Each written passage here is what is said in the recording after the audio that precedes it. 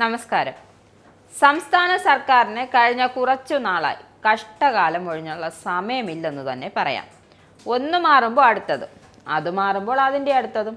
മകളുടെ മാസപ്പടിയും റോഡിലെ കുഴികളും ഉണ്ടാക്കിയ വിവാദം ഏതാണ്ട് ഒരു മൂലയിൽ ഒതുക്കിയപ്പോഴാണ് ദേ വരുന്നു അടുത്ത ആരോഗ്യരംഗത്തെ പൊല്ലാപ്പുകൾ.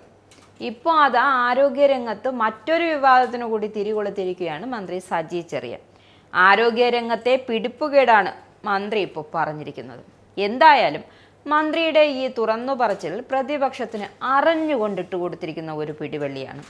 കോട്ടയം മെഡിക്കൽ കോളേജ് വിഷയം കത്തിപ്പടർന്നിരിക്കുന്ന അവസരത്തിൽ തന്നെയാണ് മന്ത്രിയുടെ ഈ വെളിപ്പെടുത്തലും വന്നിരിക്കുന്നത്. ശരിക്കും പറഞ്ഞാൽ പിണറായി സർക്കാരിന് ഈ വിട്ടുമാറാത്ത കഷ്ടകാലം തുടങ്ങിയത് പുതിയ AKG സെന്ററിൽ കയറിയതിനു ശേഷമാണ്. കാര്യങ്ങളൊന്നും വിചാരിച്ചിടത്ത് നിൽക്കാത്ത സ്ഥിതിയാണ്. ഇടതു സർക്കാർ നമ്പർ 1 എന്ന് വിശേഷിപ്പിക്കുന്ന സർക്കാർ ആശുപത്രികളുടെ ഗതികേട് തുറന്നു പറഞ്ഞിരിക്കുകയാണ്. സ്വകാര്യ മേഖലയെ പ്രശംസിച്ചുമാണ് മന്ത്രി സജി ചെറിയാൻ എത്തിയത്. സ്വകാര്യ ആശുപത്രികൾ മന്ത്രിമാർ ചികിത്സ തേടുന്നത് പുതുമയുള്ള കാര്യമൊന്നുമല്ല. സർക്കാർ ആശുപത്രിയിലെ ചികിത്സയിൽ മരിക്കാൻ തുടങ്ങിയ താൻ അമൃതയിൽ ചികിത്സ തേടിയാണ് രക്ഷപ്പെട്ടത്. അങ്ങനെയാണ് ഡെങ്കിപ്പനിയിൽ ജീവൻ പോകാതെ രക്ഷപ്പെട്ടത് എന്ന സത്യമാണ് മന്ത്രി ഇപ്പോൾ വിശദീകരിച്ചത്. പത്തനംതിട്ടയിൽ മാധ്യമങ്ങളോട് സംസാരിക്കുമ്പോഴായിരുന്നു മന്ത്രിയുടെ ഏറ്റവും പുതിയ ഈ വിവാദ പരാമർശവും എത്തിയത്.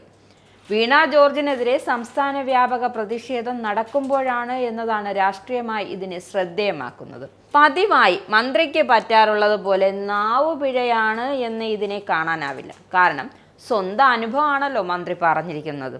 ആരോഗ്യമന്ത്രി വീണ ജോർജിനെ പിന്തുണച്ചും പ്രതിപക്ഷ സമരത്തെ വിമർശിച്ചുമായിരുന്നു സജി ചെറിയാൻ സംസാരിച്ചത്. വീണ ജോർജിനെയും പൊതുജന ആരോഗ്യത്തെയും ഒരുപോലെ CPM സംരക്ഷിക്കും വേണമല്ലോ. LDF മൂന്നാമതും അധികാരത്തിൽ വരുമെന്ന് തിരിച്ചറിഞ്ഞതിൻ്റെ വെപ്രാളമാണ് UDFന്. പിന്നെ LDF പോയിട്ടല്ലേ ഈ കെട്ടം പൊളിച്ചിട്ടത്.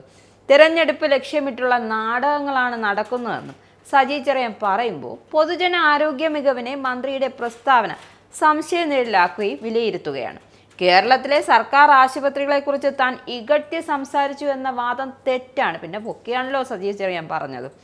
സാധാരണക്കാരായ ആളുകളുടെ ആശ്രയമാണ് സർക്കാർ ആശുപത്രികൾ. അപ്പോൾ സാധാരണക്കാരുടെ ജീവന് വിലയില്ല എന്നാണോ മന്ത്രി ഉദ്ദേശിച്ചു വരുന്നത്?